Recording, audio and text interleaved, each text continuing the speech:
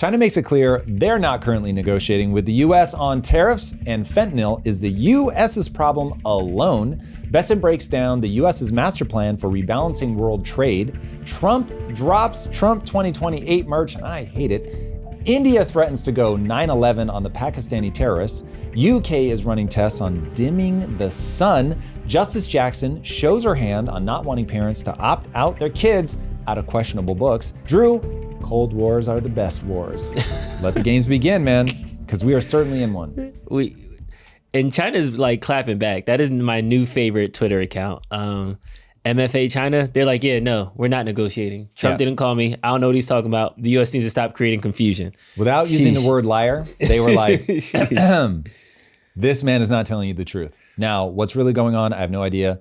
I am being spun at all times. I am well aware of that. Both sides are going to say what they want you to hear. So I don't know.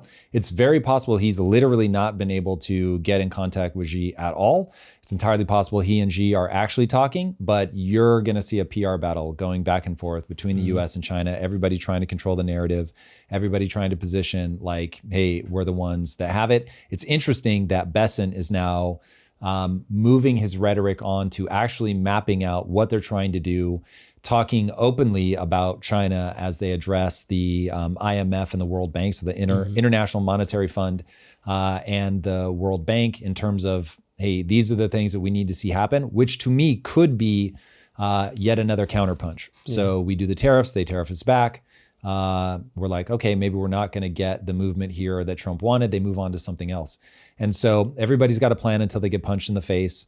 All the sort of bullying rhetoric from either side, man, you cannot expect the other team to roll over. Neither the US nor China are just going to be like, yeah, cool, I'm going to adopt your worldview. So I have a feeling that this is going to drag on for a long time. And Trump is in a race to the midterms, man. Yeah, and with every day that passes, if they don't have some real wins they can put on the board, it's going to be tough. Like if he loses at the midterms, it's game over. That's where I'm like, he's not going to be able to pull this off at that point if he loses the House. Because already like he's being stymied by just public opinion and the judiciary branch. Yeah. They're constantly blocking him. So I'm sure people will take exception to my read that they're losing the will of the public. But that early energy where it just felt like these guys had the mandate, they could do whatever. If anybody feels like they still have that, they are living in a different universe than I. I'm not saying he's not going to be able to pull this off, but if I'm a betting man, I think the odds are against him at this point. So we'll see what happens. Now, because I'm an American, I want to see us win. And so this is the guy that I have. And so I'm going to constantly be trying to explain what he might be doing. In the fingers crossed hope that that we're able to get this across the finish line. But I think that the positioning that the Trump administration has want us to have over, like, I've got a great relationship with Xi. This is all going to be great. No worries. We're going to have a deal. It's going to be easy. This is probably protracted. Yeah. Like as in definitely not weeks, probably not even months. You're probably north of a year before you get something really settled. Wow. Would be my instinct, given how aggressive both postures are. All right, now let's go to the China MFA spokesperson's actual Twitter account so we can read it from the dragon's mouth. I was going to say the horse's mouth. Look at that. The dragon. Let's go. China and the U.S. are not having any consultation or negotiation on tariffs. The U.S. should stop creating confusion. And then they also tweeted that fentanyl is the U.S. problem, not China's. The U.S. and the U.S. alone has the responsibility to solve it. Despite the goodwill China has shown, the U.S. slapped tariffs on Chinese imports and blames it on fentanyl. This is bullying through and through and highly damaging to dialogue and cooperation on counter narcotics. The U.S. should know that vilifying others will not hide its failed responsibility. To punish those who try to help will not solve any problem, and intimidation or threats are certainly not the right way to engage with China. Okay, so I'll admit that I felt some kind of way reading this tweet. And as I pride myself on not steering my life by emotion, I know that this kind of escalatory rhetoric is going to further push people into their camps here in the US. There are going to be plenty of people that read that and go, yeah, the US is acting like a bunch of bullies and we've got to stop immediately, and they're going to hate everything about the US's policy. And then other people are going to say like, yo, if China thinks that they can slap us around, like they've got another thing coming. So this is going to get weird before it gets better. And I have now taken up a daily routine of reminding myself, China is full of a lot of amazing people that just want to love their kids and they want to do rad things. And that we need to hold on to the idea that while they may be our rival, they don't need to be our adversary. I don't want to live in a Pollyanna world. I certainly understand the idea of great power politics, and neither of us are going to accept second place, but one of us is going to end up in second place. So this is a careful battle. And I find that the more that they escalate, the more I find myself wanting to de-escalate, even though I consider this to be a very big problem. When talking to Mike Baker, former CIA analyst, yesterday, I was like, yeah, I consider China to be our second biggest problem, only to debt. And this is something that we have to take very seriously, but we also have to understand that if we allow ourselves to get goaded into being more and more aggressive, then the other side will get more and more aggressive and we'll end up in a death spiral. And that would very much be the antithesis of where I want to see this end. Yeah. A year is a crazy, announcement though. If it takes that long, Trump has to be done, because the tariffs, I feel like he hung his hat on this. He got a lot of early wins with the border crossings. He got a lot of early wins with crypto. And then it was like, okay, now I'm going to take on this tariff thing. And China's not backing down. Apparently we met with 90 countries. We haven't seen a signed contract yet. So it sounds like maybe he did just bark up a tree that was bigger than he thought. Maybe he just... I don't know yet. Yeah. So this is where people think that I'm defending Trump. I'm not. I highly advise everybody in the world to try to understand what is happening versus first trying to decide who's right. So I'm trying to map out what exactly is happening. It's entirely possible that Trump is just an agent of chaos. He can't help himself, that constitutionally that's just what he does. It's also possible, as I've outlined several times, that he believes that chaos is a part of how you get people off of a stubborn spot. And so as I see Bessent moving now to talking specifically about the IMF and the World Bank and saying, hey, this is ridiculous that China is being treated as if they're a developing nation, when in fact he refers to them as the second biggest, I think he just said country, but if you take it economically, because you could be the first biggest country just by population and be developing. So I'll assume he means economically. So I assume he means behind us and not India on a population level. Yeah, exactly. So when you look at it through that lens, it's like, yeah, it's pretty ridiculous that there are credible people that will tell you that they're the largest economy. But even if they are the second largest economy, the fact that the IMF and World Bank are still treating them like they're a developing nation that need special treatment, that is pretty crazy. So whether this was always part of the plan and we were just sowing chaos in the beginning and we're now moving on to the second part of the plan, which is we begin to offer structure, or this was just, no, he's unhinged and he creates chaos and then he makes something of it. Or maybe he just creates chaos and Bessent and Letnick come in behind him and put structure. It almost doesn't matter to me at this point. The question becomes, are we going to be able to take advantage of this moment? And I was very impressed with the speech that Bessent gave at the, it was like IIM conference or something. I have to look at it in a second. IIF, whatever. And at that conference, and we're going to go through this and we'll stop occasionally to talk about what the different things mean.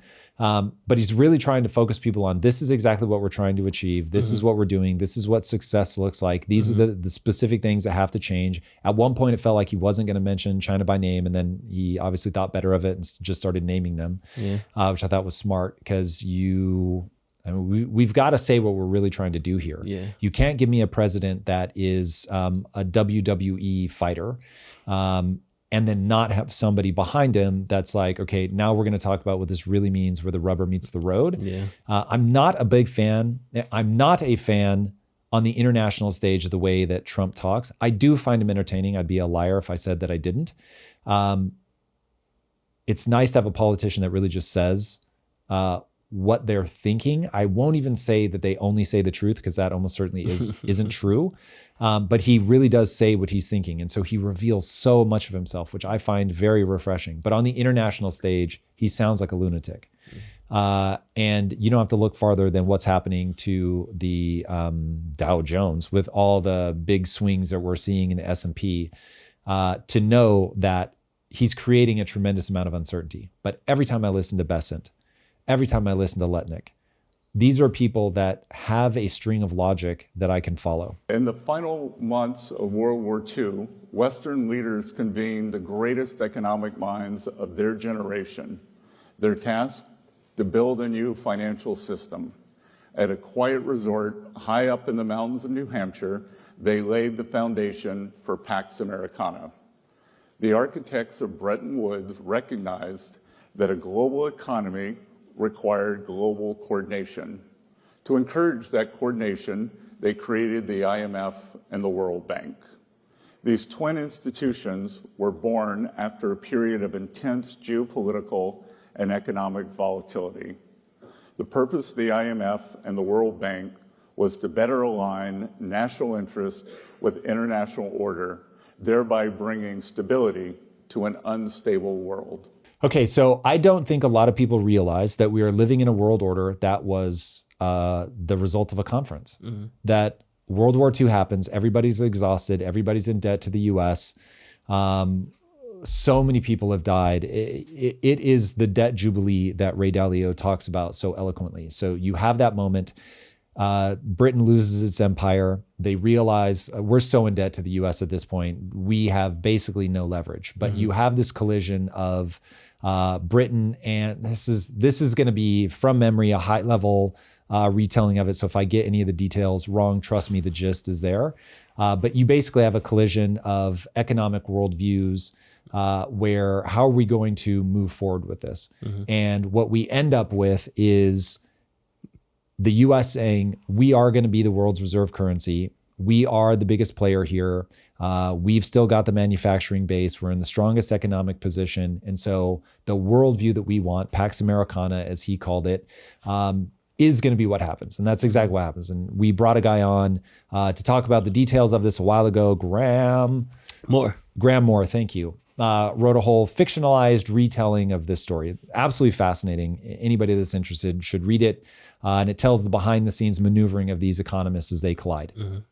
Long and the short of it is we end up with a world where America basically agrees to be the world's policeman. America agrees to help rebuild all these countries, to loan a bunch of money, to make sure that everybody can get back on their feet, to make sure that there's, like you said, stability of currencies, that we have a way to manage if there's a country that's having a crisis, that there's a way to manage it, for the World Bank to pull people out of poverty, and use lending practices to try to help raise everybody up. And it's worked extraordinarily well. And a lot of when we talk about capitalism has pulled more people out of poverty than any other thing. What we're talking about is this, the Pax Americana world with the IMF, the World Bank, and lending money to people that meet certain requirements, and it helps them all rise.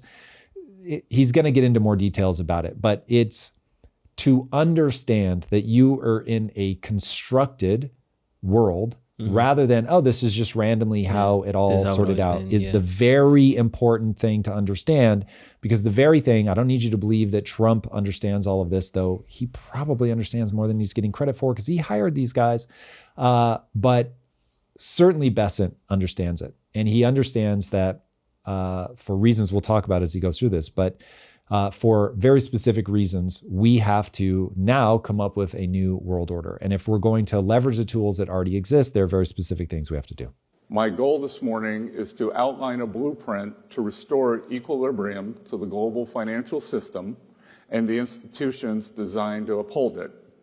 I have spent the bulk of my career from the outside looking in on financial policy circles. Now I am on the inside looking out. The IMF and World Bank have enduring value, but mission creep has knocked these institutions off course. We must enact key reforms to ensure the Bretton Woods institutions are serving their stakeholders, not the other way around. The idea of we need to rebalance things. So that's very plainly a conversation about America and Russia the most. There are other things with Europe, whatever, but the big collision there is between the US and China. At first he's coy, and then he does call it right out. And then the other thing is this idea of mission creep. And what he's talking about with mission creep, he does end up stating it, but this is the thing that for me felt a little bit late, was the idea of like DEI policies, climate change, thank you, things like that, where it's like, that's not what this was meant to be in the beginning. And so let's re-narrow the focus back to economics. How do we get energy stability? How do we make sure that the countries that actually need the money get the money? And then how do we make sure that we're not putting China in a privileged position? I wish to be clear. America first does not mean America alone. To the contrary, it is a call for deeper collaboration and mutual respect among trade partners. Far from stepping back, America First seeks to expand U.S. leadership in international institutions like the IMF and the World Bank. By embracing a stronger leadership role, America First seeks to restore fairness to the international economic system. That admittedly feels like a word game. That feels like, oh, Jesus, Trump has given me this thing that I have to work with. I can't contradict that that's what he's saying, because that is the world's worst marketing on an international stage. Like, it's not like in Bretton Woods, I don't think they actually use the term like we're building Pax Americana. I think people would have said, if we do that, we end up in Pax Americana. You'd be like, no, like it's not going to be like that. So I do feel like he's a bit lumbered with that. So if anybody feels like, oh God, this feels awkward. Like, why are we trying to do this jujitsu with America First? That actually means all of us first. No, that's what I mean. You mean specifically America First? Like that's... Well, it really will work out that America is trying to put itself in pole position. There's no doubt about that. Now, we're sort of in the waning days of being able to make that claim. China is very specifically saying, no, hard pass. You've already lost that. That doesn't make any sense. That world existed for a while. That period is over. And they have a very credible case to make along those lines, given how many allies they built, given how much they're doing from a manufacturing standpoint, given how big their economy is. So we are either already past the point where we have the cards to play, and that's why I'm saying this may take longer than we expect. We'll see. Or we're in the waning days, and you better play that ace while you still have it. So, but that idea of America First is god awful when you're trying to build international cooperation. So we still have the most voting power in the IMF. We do, and we contribute the most money and all of that, but we only have like 16.8% or something like that. Still big dog in one way. So yes, but when you make up less than 20%, you're going to have a hard time like getting your way without building coalitions. So you got to build coalitions. Yeah. The status quo of large and persistent imbalances is not sustainable. It is not sustainable for the United States, and ultimately, it is not sustainable for other economies. Now, I know sustainability is a popular term around here, but I'm not talking about climate change or carbon footprints. I'm talking about economic and financial stability, the kind of sustainability that raises standards of living and keeps markets afloat. International financial institutions must be singularly focused on upholding this kind of sustainability if they are to succeed in their missions. In response to President Trump's tariff announcements, more than 100 countries have approached us, wanting to help rebalance global trade. They've got to start delivering on those, man. Yeah. First it was like 50, then it was 75, now it's 100. But where are the deals? Where's the signed paperwork? Where's the Yeah, photo I mean, ops? look, Where's maybe the it's unreasonable for it to be this soon, but I think this is part of why Trump has had to back off some of his messaging, because it's like, bro, we're not going to get these deals done as fast as we thought we were. And so you've been promising people like, oh, we're going to get it done like ASAP Rocky. Yeah. And now it's like, that's not happening. So you need to chill. You can either close these deals fast and be like crazy with your language, or rein your language in and give us time to do this. But you can't like both expect me to do a 6-month process and deal with the manic language. China in particular is in need of a rebalancing. Recent data shows the Chinese economy tilting even further away from consumption toward manufacturing. China's economic system, with growth driven by manufacturing exports, will continue to create even more serious imbalances with its trading partners if the status quo is allowed to continue. China's current economic model is built on exporting its way out of its economic troubles. It's so interesting to me. The more I look at the way that the global economy works, that you get, it's a spectrum for sure, but you get economies that are like, we're big and strong because we buy a lot of stuff. And then you have to ask the question, well, how are you able to buy a lot of stuff? You build the middle class up, you get wages up. Like there's a whole host of things that you do within your own country, including how you deal with capital controls, who you loan money to, blah, blah, blah. You do all of those things and then people are able to buy. And then other countries like China who are like, we make a bunch of stuff.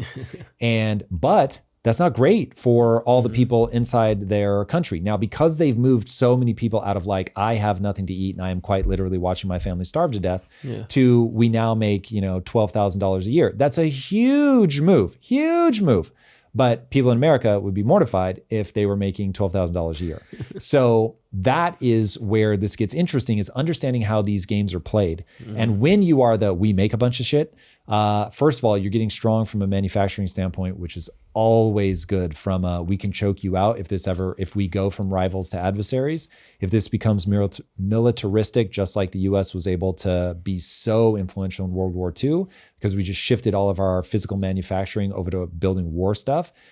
And China has, I believe that China, because of their 100-year plan, this was not an accident, that they were like, cool, guess what we need to get good at? We need to get good at physical manufacturing. And so when I first started learning about this, I was like, this is really weird that the US wants them. Like, what do you mean? Why are you mad that they're making stuff cheaply? Like, you should want to be doing it in your own country. Like, I get that. But how can you look at them and be like, you can't do that? Of course I can. The reason is that they're artificially driving the value of the yuan down so that the exports are cheap. So they do currency manipulation. They artificially hold their people's wages down. So here in the US, like beating the drum, got to raise wages, all that, like trying to more. And not that that doesn't get fought, but like compared to what's going on in China, we're way farther along that road. But that means you're not going to be able to make goods as cheaply. So basically what he's saying is, stop manipulating your currency, stop holding wages artificially low. And that is the thing that's allowed you to become this manufacturing powerhouse. And it's not, quote unquote, fair. It's not balanced. We need to talk about your online security. Your password, the one you use for your banking, your email, and your social media, might be up for sale on the dark web right now for less than $1. Cybersecurity is a huge concern for me, especially as a game developer. I'm all too aware of how many points of vulnerability we have. And here is why. One breach is all it takes for hackers to access everything you own. That's why I'm excited to partner with RoboForm Password Manager. RoboForm creates and manages strong, unique passwords for every site you use. One click and you're securely logged in. No memorizing, no compromises. Consider RoboForm your complete digital security system. It autofills forms, securely shares access, and monitors your accounts for weak and breached passwords. The next cyber attack is coming. Protect yourself. Click the link in the show notes and get 60% off your first year with RoboForm. Stop making it easy for hackers. Get RoboForm now. Now, let's get back to the show. The IMF's mission is to promote international monetary cooperation, facilitate the balanced growth of international trade, encourage economic growth, and discourage harmful policies like competitive exchange rate depreciation. These are crucially important functions to support the U.S. and global economies. Instead, the IMF has suffered from mission creep. The IMF was once unwavering in its mission of promoting global monetary cooperation and financial stability. Now it devotes disproportionate time and resources to work on climate change, gender, and social issues. These issues are not the IMF's mission. And the IMF's focus in these areas is crowding out its work on critical macroeconomic issues. The IMF must be a brutal truth teller and not just to some members. Today, the IMF has been whistling past the graveyard. Its 2024 external sector report was entitled Imbalances Receding.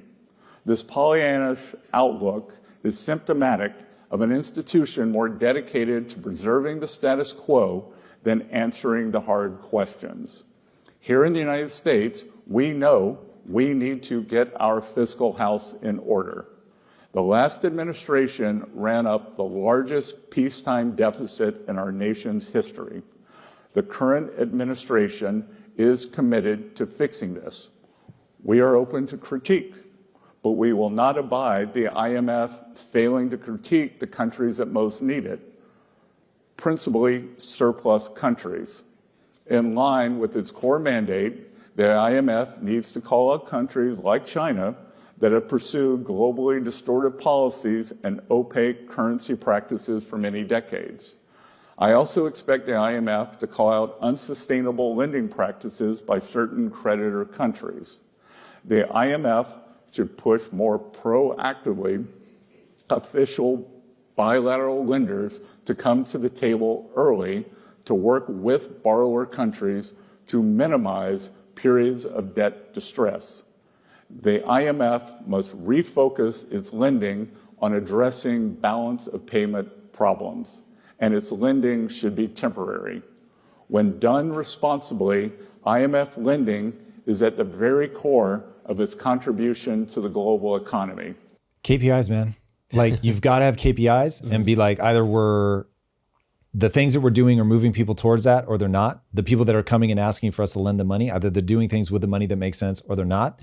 And a failure to hold people accountable to the actual stated results that you're trying to get are how you find yourself in this situation. So yeah, I am, needless to say, very excited to hear these kind of words being said. The bank can use its resources more efficiently now by focusing on increasing energy access. Business leaders the world over identify unreliable power supply as one of the primary impediments to investment. The World Bank and African Development Bank's Joint Mission 300 initiative to expand energy access to 300 million more people in Africa is a welcome effort.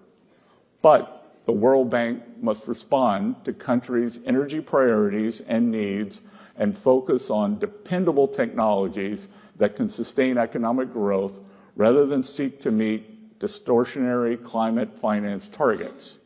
We applaud the recent announcement that the World Bank will seek to remove prohibitions on support for nuclear energy, which could revolutionize energy supply for many emerging markets. We encourage the bank to go further in giving countries access to all technologies that can provide affordable baseload generation. The World Bank must be tech neutral and prioritize affordability in energy investment.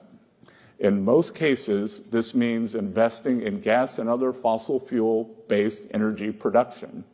In other cases, this may mean investing in renewable energy coupled with systems to help manage the intermittency of wind and solar. The history of humanity teaches a simple lesson. Energy abundance sparks economic abundance. That's why the bank should encourage an all-of-the-above approach to energy development. Energy abundance equals financial abundance, man. I can't stress that enough. The fact that we got in some weird twist about nuclear is deeply troubling. I get why people look out at the world and they're like, I don't want to see gray skies. I don't want my kids or myself breathing tainted air. Like, I get it. Mushroom yes. clouds, yeah. But from the perspective of nuclear, you want to see innovation, you want to see them made safer, but the reality is the amount of energy, clean energy that they can output is crazy. And if energy is so tied to prosperity of the country, you've got to give people the ability to generate that kind of energy output. And if you don't, by the way, they're just going to be doing a bunch more coal, gas, like all the things that are creating the gray skies and the hard to breathe air. So yeah, I'm very excited. I hope that this obviously takes root where the US is not able to force through these agendas. Yeah. So they are going to have to get people on their team. But like you said, they've already announced leaving that prohibition. So that's really exciting. In addition to increasing energy access, the World Bank can use its resources more effectively by starting to apply its graduation policy. This would allow the bank to focus on lending to poorer, less creditworthy countries. This is where World Bank support makes the biggest difference for poverty and growth. Instead, the World Bank continues to lend every year to countries that have met the criteria to graduate from World Bank borrowing. There is no justification for this continued lending. No one who financed or supplied the Russian war machine will be eligible for funds earmarked for Ukraine's reconstruction. No one. To conclude, I invite our allies to work with us as we rebalance the international financial system, refocus the IMF and World Bank on their founding charters. America First means we are doubling down on our engagement with the international economic system, including at the IMF and the World Bank.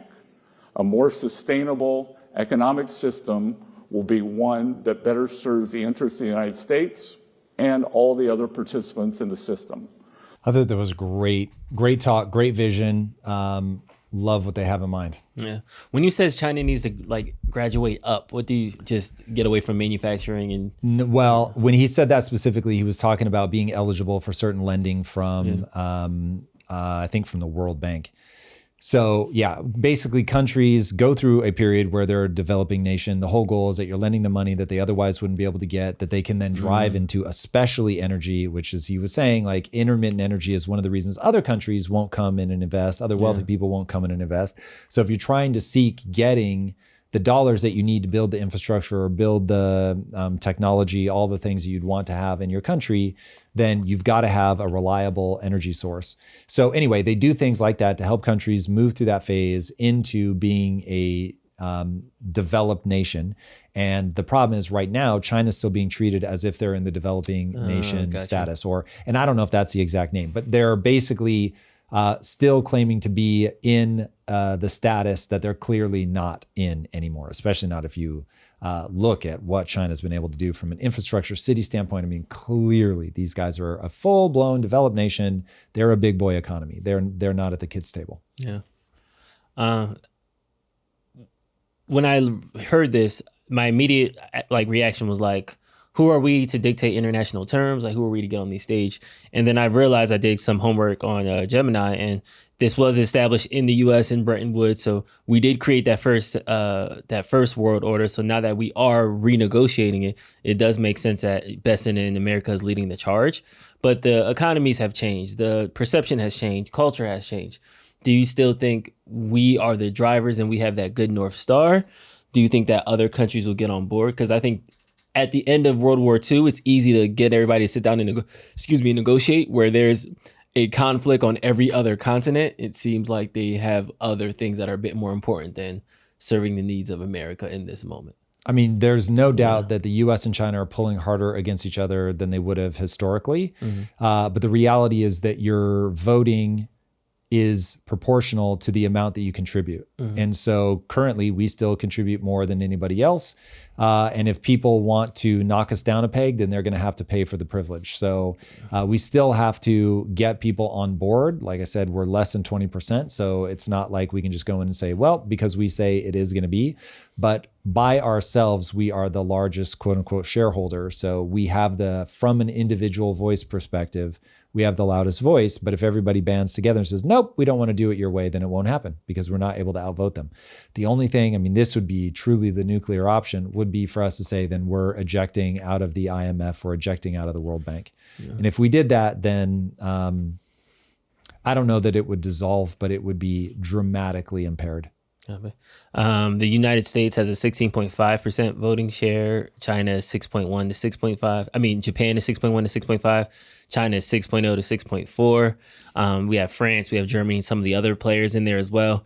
Africa, the entire continent, is 6.5%. So it basically skews by how much you contribute and what you were there. So us, China, and Japan being the top three seems like the power players of the global economy.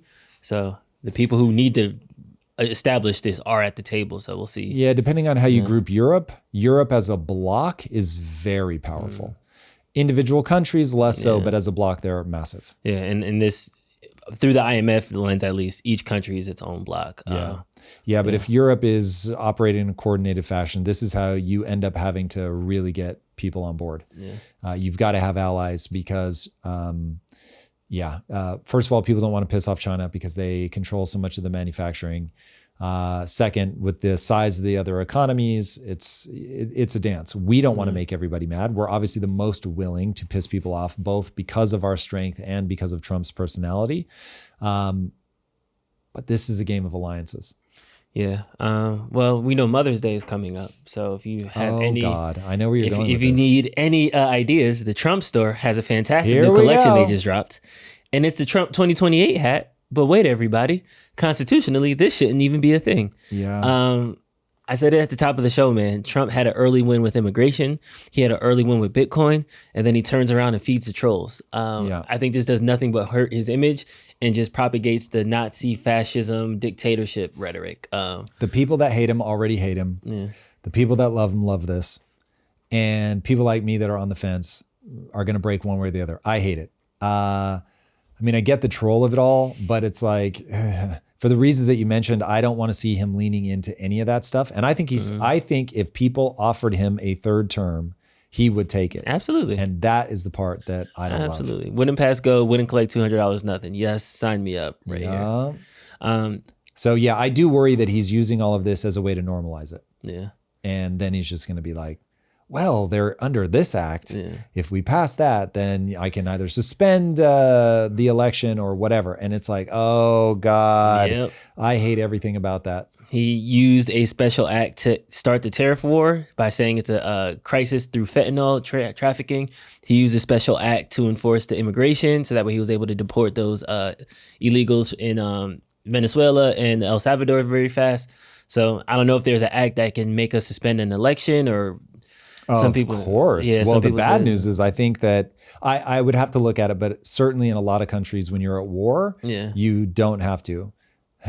So the last thing I want is to incentivize him to go to a war. Now, he's been very verbal about being anti-war, but given everything that's going on with, I think Iran is probably a way more like current thing that could pop off. They don't scare me nearly as much as China. But in terms of actual kinetic war, Rubio was saying that Trump doesn't want to go to war. He's not somebody who campaigned on war, but he reserves the right to use military force. They are not getting a nuclear weapon. So that's one of those where, Lord knows, I don't want to see that play out. I love peace. I love that we act like we're in peacetime. America been bombing people since like 1975. So we bombed the Houthis a couple weeks ago. So by no means we're not in the war, but there are weapons flying. There are munitions being expounded. They are explosions stare happening. nakedly at that truth. That is for sure. But policing things is far less scary than another Iraq, another Afghanistan, another Vietnam for that matter. Like that's when it gets really gnarly, really fast. And then if we collided with China, I don't know if, would they be able to get drone carriers close enough that they could launch drone warfare on our own soil? I don't know.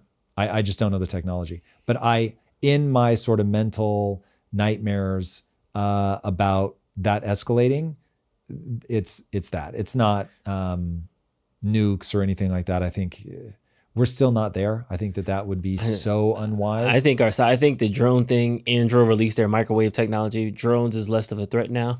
We'll see. So some will get through, of course, but instead of a swarm of 1 million, it might be a swarm of 1,000, which still can do damage. It's still terrifying. But yeah, it'll be cyber. Cyber attacks is definitely the first. That's the first thing. Well, the first thing is economic. You're already there. And then they're going to weaponize TikTok. And then that dance trend is fair going to be, so they're going to activate influence, the China. that they've already done. That they have already done. Already We're did talking the to Mike influence, Baker about already that. did the economics. Yup. The lab leak has been confirmed. There's no way they did that on purpose. The cover up, yes. Tinfoil hat. They got hit. They got hit just as hard as anybody else. So I don't buy that they did it on purpose, but I do buy that they did the cover up and they don't want to talk about it. And I am surprised that even we're like, let's just roll on. That was sloppy. Yeah. And by the way, we have to stare nakedly at what was our role in that. Were we funding it? Yeah. That's where you got to know. Now, I'm not like my default impulse isn't lock them up. Like, I'm not a go get Fauci guy. I'm like, we need to understand if we've been doing dumb things as a country so that we can stop doing dumb things. Because if we're funding gain of function research still, we should stop.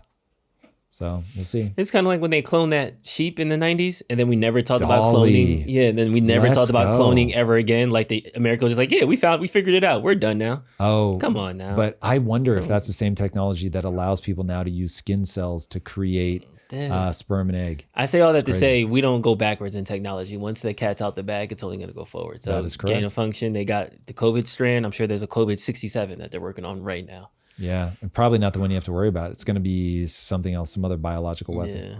Crazy. Well, India is, I don't want to call this an act of war because, they did have a terrorism attack, so this is a response. But their Prime Minister Modi had some strong words for the attackers that attacked. They were responsible for 26 deaths last week. They're claiming it was a Pakistani attack. Pakistan has refuted the attack, said they had nothing to do with it. It happened by a resort near Kashmir, which is an Indian-controlled territory. It killed at least 26, and there are a bunch more in critical condition. Yeah.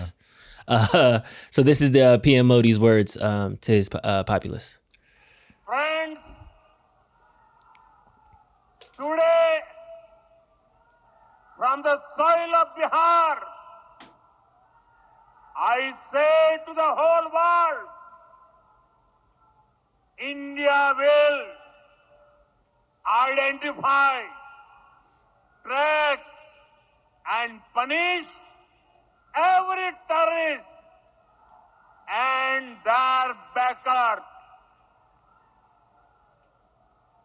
We will pursue them to the ends of the earth. To the ends of the earth. Yeah. And almost on cue on Friday, Indian officials say that troops exchanged fire with Pakistani soldiers. Meaning today? Today. Yeah, earlier this morning. So I'm hoping this doesn't go full kinetic, but India is clearly on the hunt. And Pakistan, its nearest neighbor, is trying to protect themselves, but it seems like they might have some responsibility. This is still a developing story. I don't have all the information, but I hope this is not another conflict because we already got something in the Middle East. We already got something in Ukraine and Russia. I don't think we want anything in India, Pakistan either. Yeah, I mean, given the scale of this, I would not expect it to spiral too far out of control. If this were closer to something on the scale of October 7th, then this could really escalate fast. Mm-hmm. But yeah, I mean, look, what a deep and devastating tragedy. And I certainly get the energy coming off of him. It really does remind me of 9/11. This was how we were talking after that attack, but this isn't on that scale.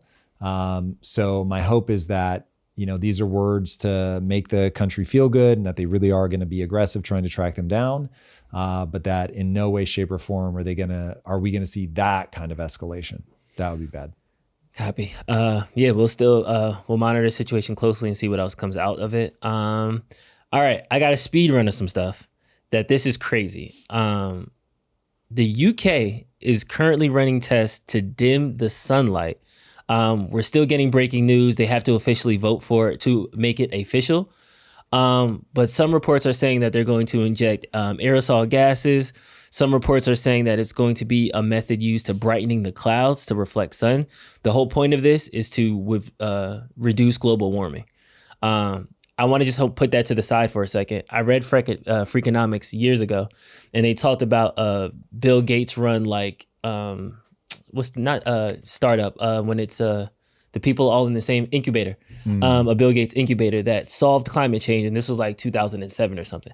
And they were like, oh, we could just put up 17 balloons across 16 different hemispheres and we'll be good. I know hemispheres are 16, but over like North America, over South America, but they'll need to be like 1 over Iraq, 3 over China, 1 over Russia.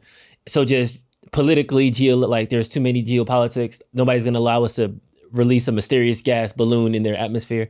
So that's why they kind of hit like a wall of like truly reducing global warming. But to me, for UK specifically, to go as far as like block the sun or dim the sun, that seems a little crazy to me, dystopian. Like I get science, but I'm like, where's the...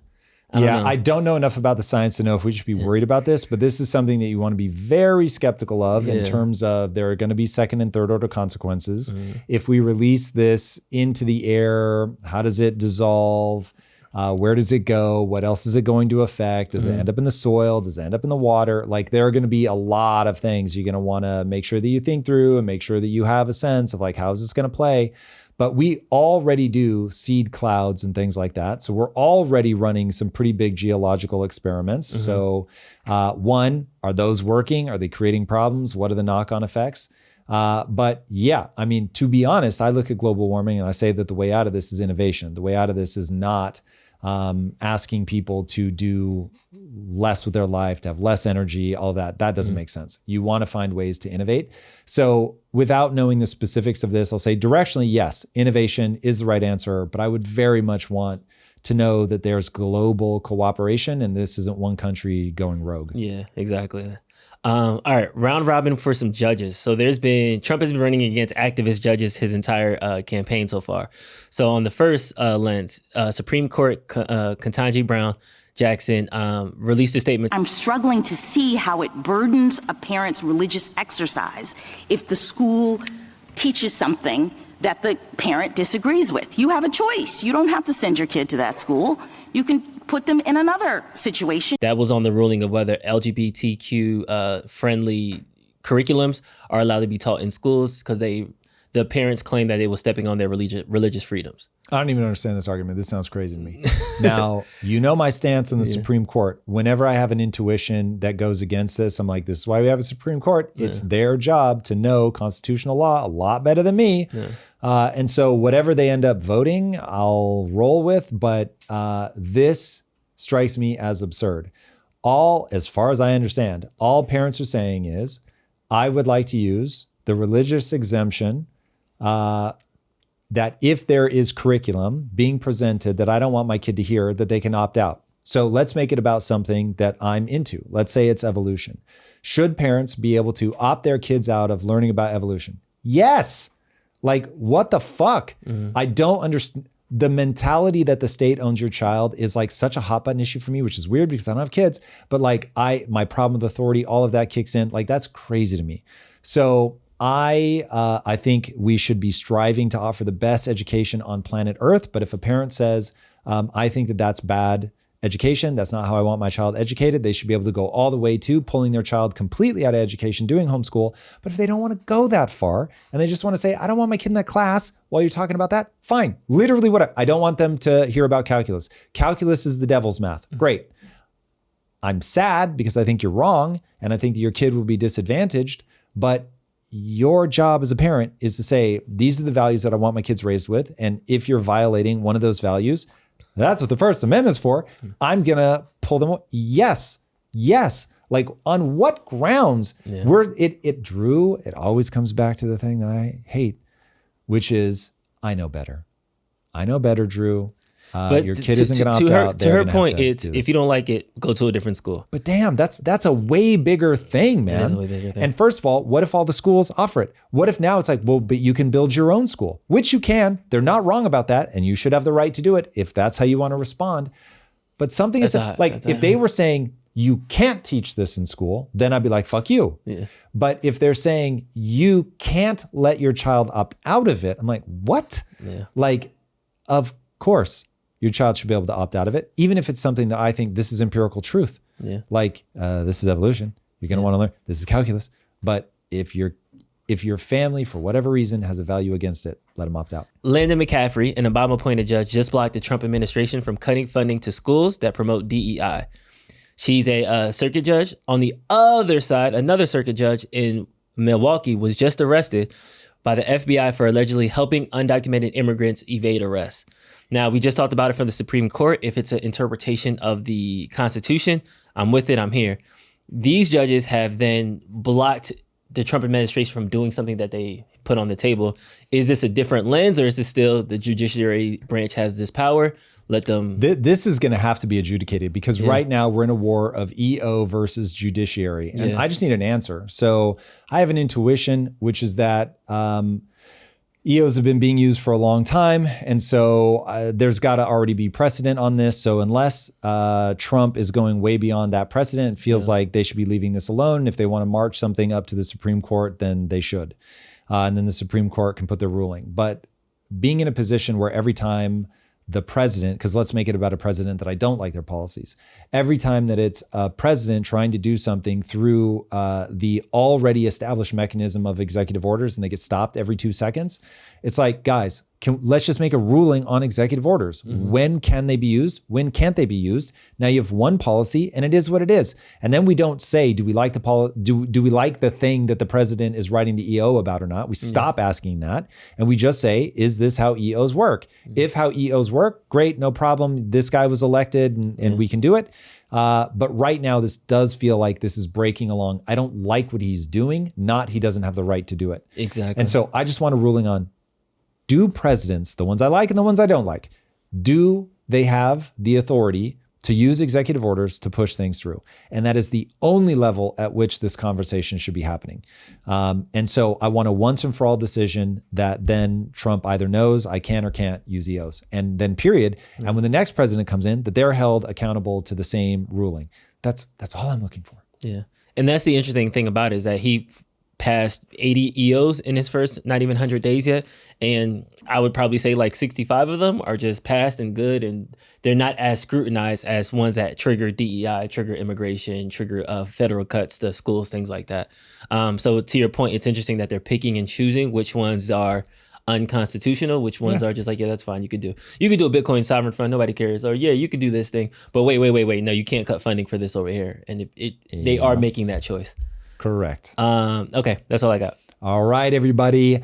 If you're not already joining us for the lives, you're going to want to Tuesday, Thursday, Friday at 6 a.m. And here is some highlights from today's live. Let's say that the Republicans stay in power for another 8 years after Trump. So you have a 12-year run and they go in and appoint just a ton of federal judges all over the place. And now the Democrats take power again. And the Democrats are like, God, we got to use executive orders to unwind some of this. And then you've got federal judges everywhere that are like, nope, we're not doing that. And all those things you want to do, hard pass, can't do it. I think they would be just as pissed. So anyway, we need the clarity from the people that are meant to interpret the Constitution, the Supreme Court, as to whether executive orders are even a thing that we should be pursuing. And if they are, we need very clear guidance on what can and can't be blocked. Now, recently on the immigration case, the Supreme Court very clearly said, hey, you, the court, owe the executive branch deference. But they didn't go into detail about what deference they owe them other than to say foreign policy. So we at least know in foreign policy, there is a very substantive amount of deference that the Supreme Court believes that the lower courts owe to the executive branch. So yeah, anyway, you get into these fights specifically so that you can remap the territory and say exactly constitutional, not constitutional.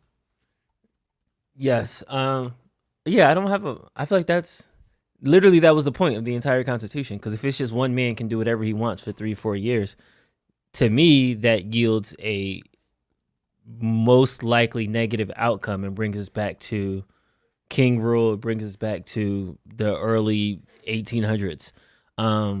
Whereas in this system, at least, there's a back and forth. If he did something that I don't want to say is universally accepted, because he shouldn't have to make sure the judges like it. He should be able to do it as long as it's constitutional. But I mean, if judges think he's crossing a line, they do have that right to say, hey, I think you're going a little bit too far. What I'm saying is, where is that line? Yeah.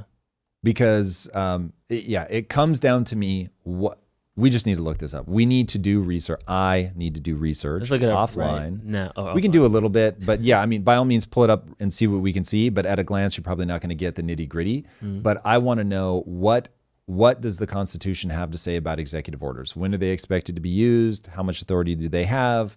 How does the judiciary get in the mix of all this? That will be very interesting to do a deep dive on.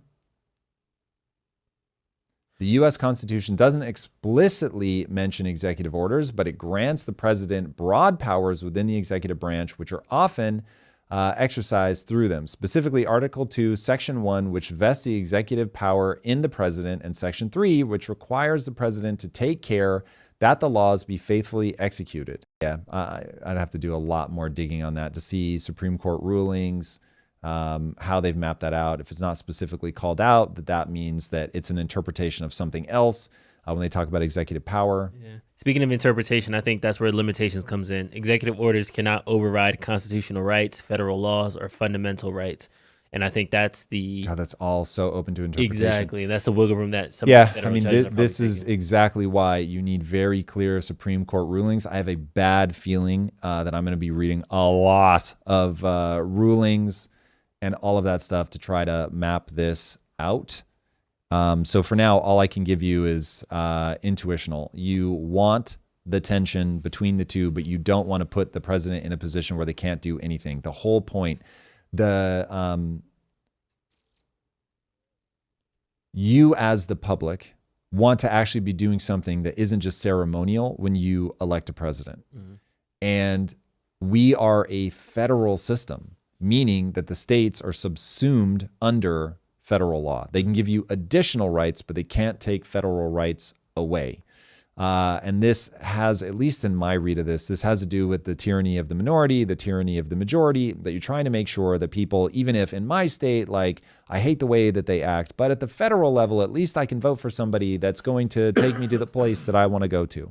And if you put an executive in that doesn't have any authority, and remember, this was the hotly contested thing when they were deciding to ratify the Constitution, was they didn't want a king, but they also didn't want an inert executive who was merely ceremonial. Mm-hmm.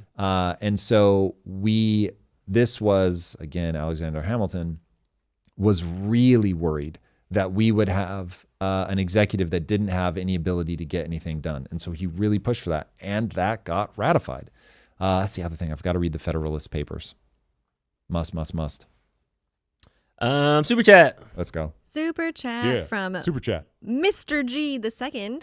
As neurological experience person, read Adam's book, Reframe Your Brain, and have him on, please. Worth the research and conversation. The quotes, he's racist, is crap. I'm a black guy who uses his info as much as I use yours. A ton. Wait, who are we talking about? Who's Adam? Oh, Scott Adams? Scott Adams. Scott Adams wrote a book called Reframe Your Brain? Wow. All right. I'll have to check him out. Yep. But didn't he say some crazy shit, Drew? I don't know who Scott Adams is. I'm sorry, guys. Really? No. The Dilbert guy? Oh, he's a Dilbert guy? Yeah. Yeah. But like Dilbert. he said some things. Chat. I'll need somebody to tell me exactly what he said. But here is a idea that rattles around the back of my mind. It was something like, oh God, I don't want to misquote him, Drew. Chat. I beg you. This is just the thing that's rattling around in the back of my head. I don't know that this is true. Right now what he said. I've never. Oh, can you? In a video on YouTube, Scott Adams, who is white, said Black Americans were part of a hate group and that white people should get the hell away from them. Wow. And then that the was Dilbert the thing rattling around in the dropped. back of my head. So I'm sure there's context, but that doesn't seem great. Well, Mr. G just spoke for all black people, so I feel like he ipso facto did already. And that was me being sarcastic. I was gonna say, Drew. Okay, so I've got Mr. G said in the chat, he's rebuttaling. He said he got taken out of context. Again, I'm black, and you have to have context. You keep saying you're black. The more you say you're black, the less I'm believing you're black. Sorry, and it's not like a Joe Biden, you're not black if you don't vote for me thing. It's you have a cartoon like profile pic.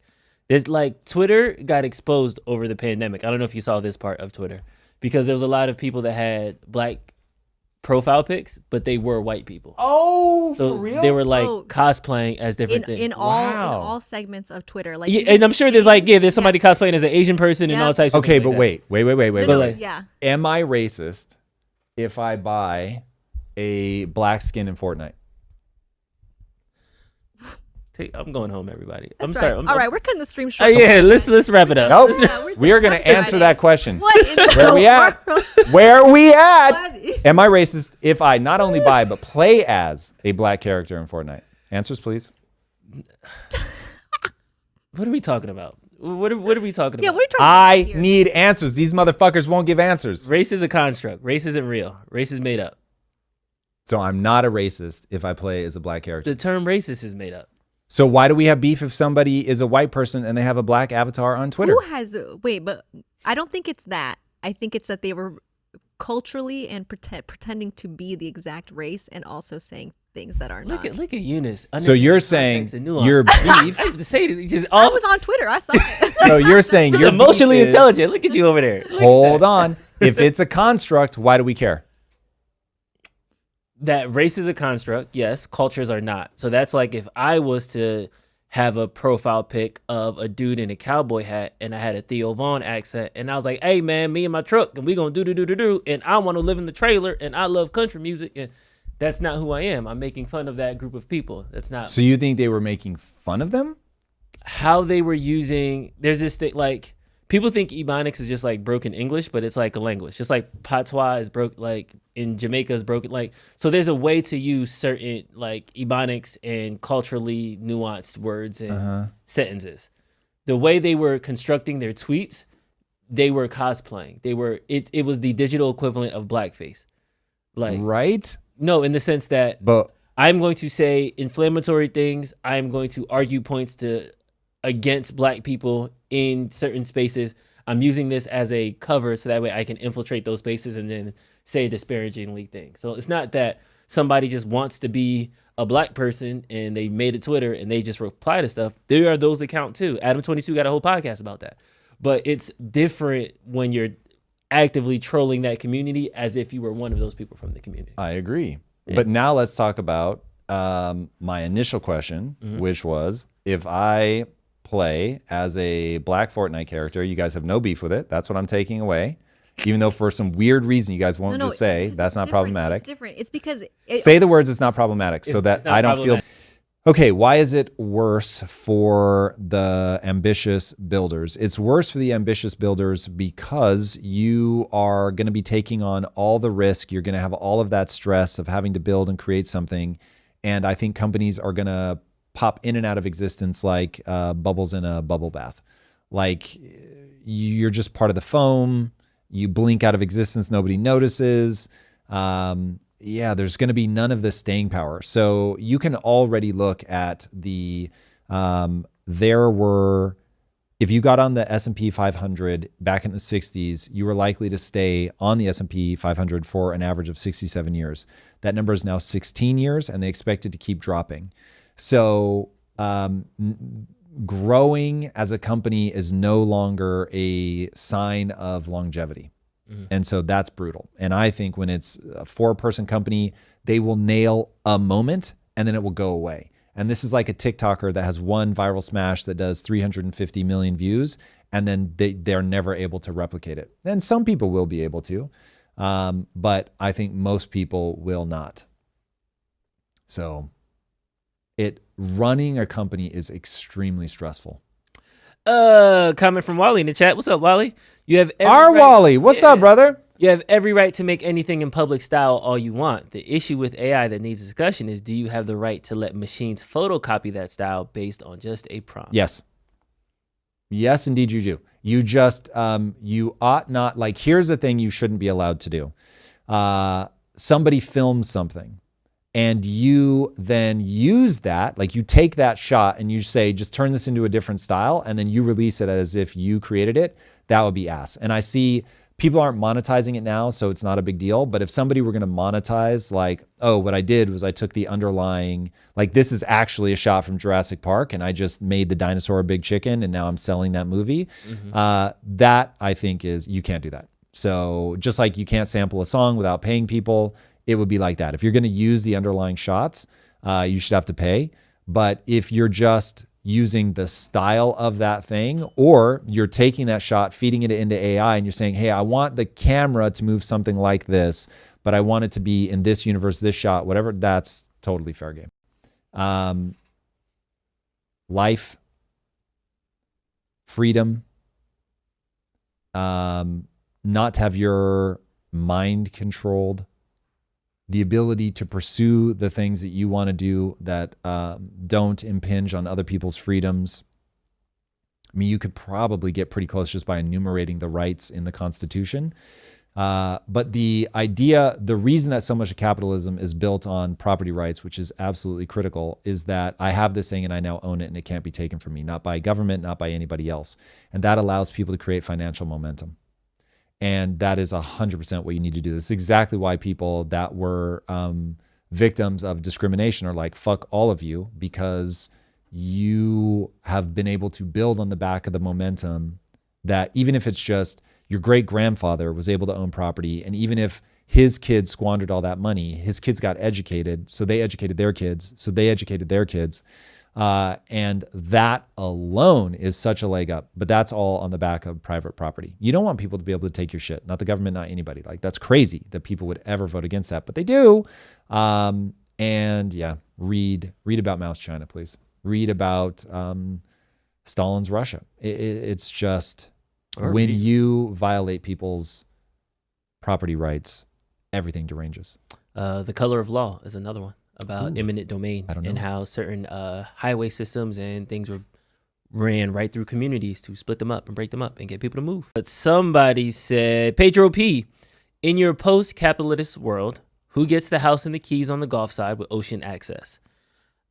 When we think of capitalism, we think of acquiring capital. We think of the rich people buying a nice thing, and people who can't afford it living in subservient like quarters. Yeah. In post-capitalism. Now, if Eric Weinstein is right, geometric unity is like a record player.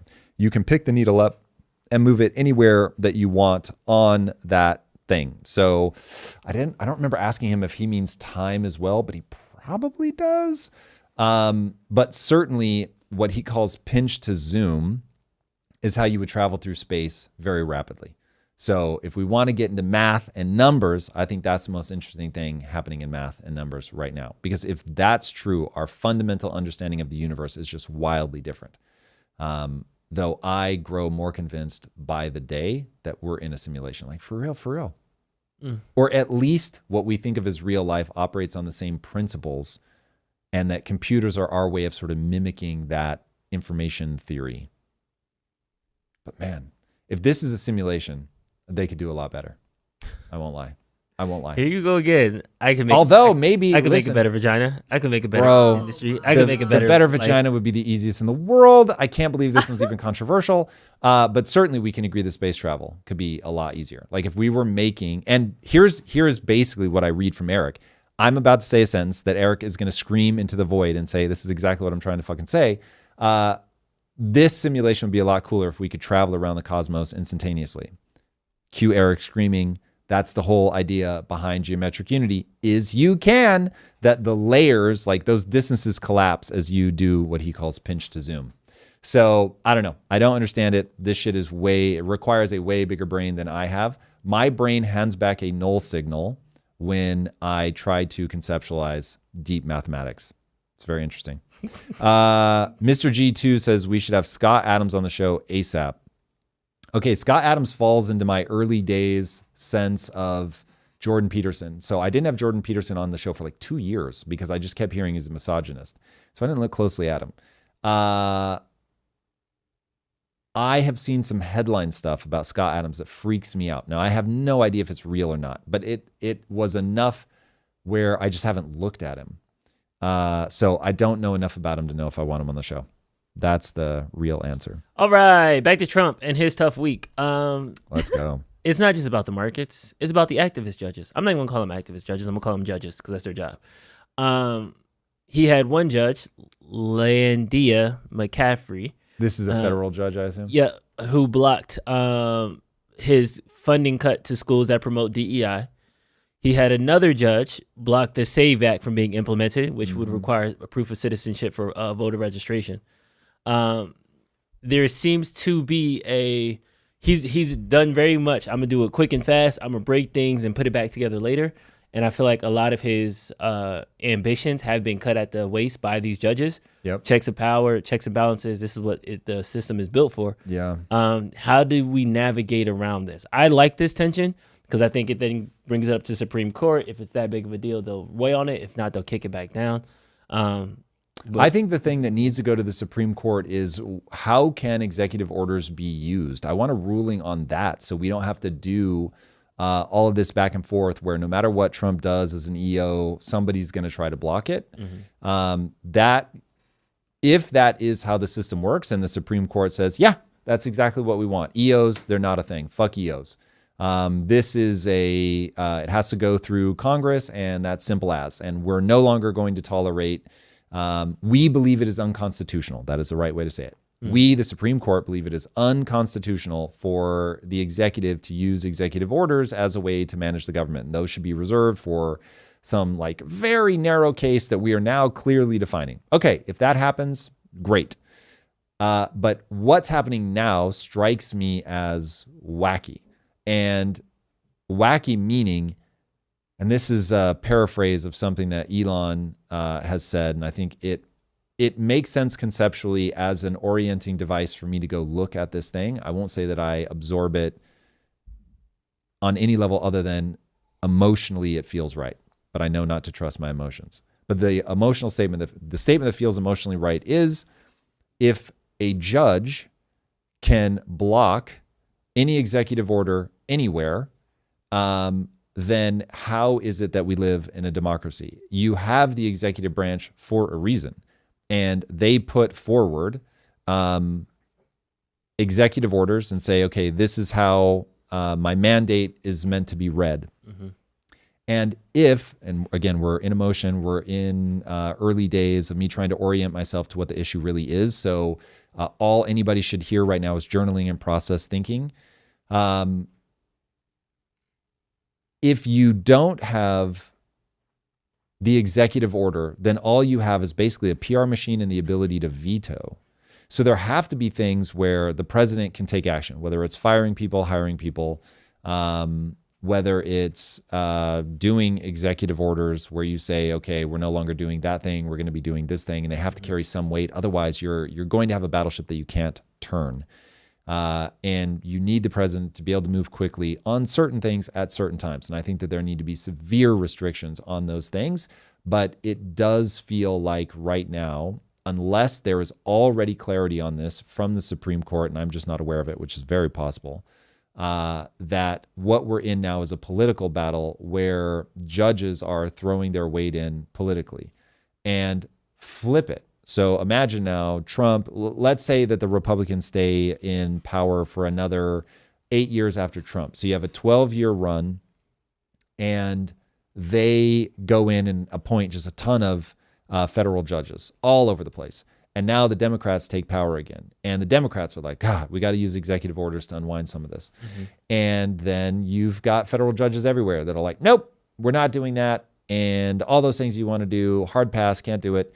I think they would be just as pissed. So anyway, we need the clarity from the people that are meant to interpret the Constitution, the Supreme Court, as to whether executive orders are even a thing that we should be pursuing. And if they are, we need very clear guidance on what can and can't be blocked. Now, recently on the immigration case, the Supreme Court very clearly said, hey, you, the court, owe the executive branch deference. They didn't go into detail about what deference they owe them other than to say foreign policy. So we at least know in foreign policy, there is a very substantive amount of deference that the Supreme Court believes that the lower courts owe to the executive branch. So yeah, anyway, you get into these fights specifically so that you can remap the territory and say exactly constitutional, not constitutional. Most entrepreneurs don't outright fail, they plateau. And if you're stuck right now, you know how true that is. It could be that your revenue flatlines every time you step away, or maybe you're trapped in a commodity market that's racing to the bottom, or maybe you're one of the lucky people who is navigating a very complex partner dynamic that turns every decision into a battle. These problems and a whole lot more can seem impossible until you break them all down into first principles. My partners and I use this thinking to grow Quest Nutrition by 57,000% in our first 3 years alone and scale to $1 billion exit. And now I'm teaching this framework to a select group of entrepreneurs who are ready to scale. Now, I want to be clear, this is not for everybody because I'm looking to work with serious entrepreneurs that already have an established business and a proven track record of execution. If that's you and you want to learn how to break through your biggest business bottlenecks using first principles thinking, be sure to apply now. Just go to impacttheory.com/scale or click the link in the show notes. Again, that's impacttheory.com/scale. All right, everybody, if you haven't already, be sure to subscribe. And until next time, my friends, be legendary. If you like this conversation, check out this episode to learn more. Trump changes his tone on tariffing China. Bessent says China still needs to rebalance their position on trade. Crack show in Trump's admin as Elon and Bessent get into a screaming match. Elon announces he's reducing time at Doge as Tesla profits plunge over